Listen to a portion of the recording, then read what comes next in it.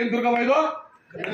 ಕಲ್ಲೇ ದುರ್ಗವನ್ನು ಪ್ರಮಾಣ ಮಾಡಿ ಆ ತಾಯಿ ಮೇಲೆ ಆಣೆ ಮಾಡಿ ಇಡೀ ಕರ್ನಾಟಕದ ನನ್ನೆಲ್ಲ ಅಣ್ಣ ತಮ್ಮಂದರಿಗೆ ನಾನು ಕೇಳ್ಕೊತಾ ಇದ್ದೀನಿ, ನೀವು ಈ ಸರ್ಕಾರದ ಪರವಾಗಿ ಏನಾದ್ರೂ ಕೂಡ ಸರ್ಕಾರದ ವಿರುದ್ಧವಾಗಿ ನಮ್ಮ ಹಕ್ಕು ನಮಗ್ ಬೇಕು ಅಂತ ನೀವು ಕೇಳ್ಕೊಳ್ಳದೆ ಹೋದ್ರೆ, ಸರ್ಕಾರವನ್ನು ಎಚ್ಚರಿಸದೆ ಹೋದ್ರೆ, ಈಗ ನಾನು ಸುಮ್ಮನೆ ಸ್ಯಾಂಪಲ್ ತೋರಿಸ್ತಾ ಇದ್ದೀನಿ, ಇದು ನಿಜ ಆಗುತ್ತೆ. ನಾವು ಬಂದಿರೋರು ಯಾರು ಕೂಡ ಪ್ರಮಾಣ ಮಾಡಿ ಬಂದಿದ್ದೀವಿ, ನಮ್ಮ ಹಕ್ಕನ್ನ ನಾವು ತಗೊಳ್ದೆ ನಾವು ಮನೆಗಳಿಗೆ ಹೋಗಲ್ಲ, ನಮ್ಮ ಪ್ರಾಣಗಳು ಬರಲ್ಲ ಅಂತ ಹೇಳಿದ್ದೀವಿ.